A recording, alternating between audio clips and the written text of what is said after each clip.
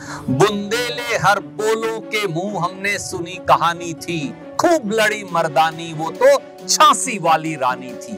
वीरता और बुद्धि की उस देवी को मेरा शत शत नमन। 1857 की क्रांति का दौर था वो। आतताई अंग्रेज साम दाम दंड भेद हर उपाय से देश पर कब्जा करने की फिराक में थे।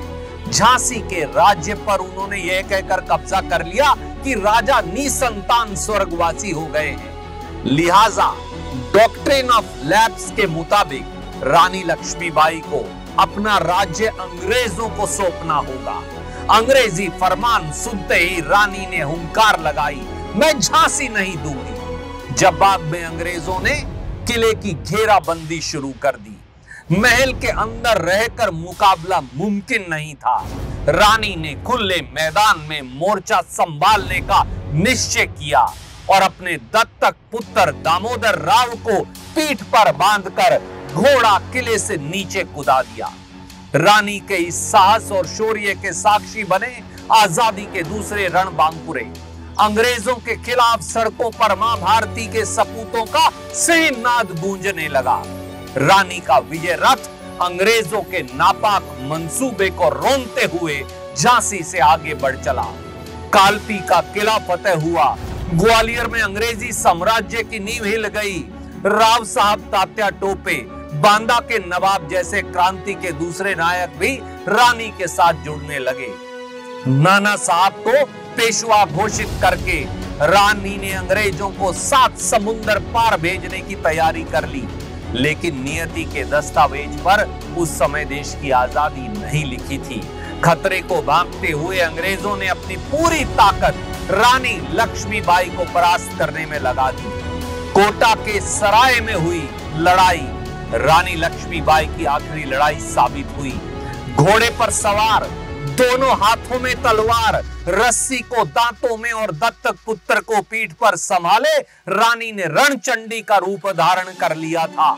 शत्रु सेना गाजर मूली की तरह कटने लगी। जब तक सांसों की डोर कायम रही, रानी तलवार की धार पर शत्रुओं का नाम लिखती रही।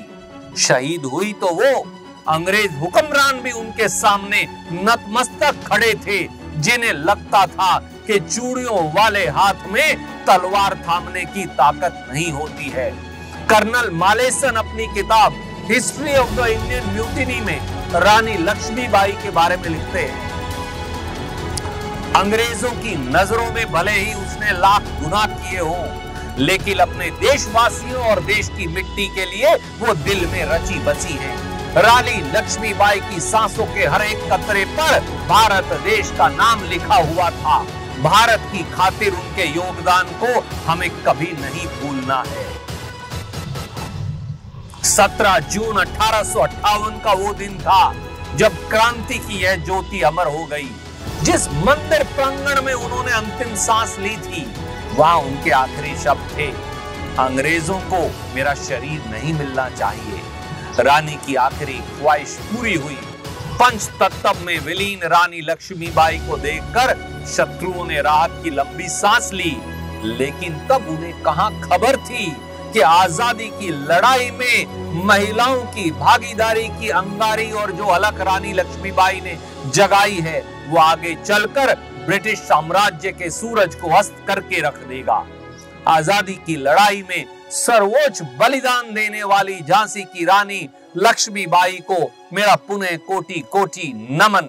जय हिंद, जय स्वतंत्रता संग्राम, जय भारत।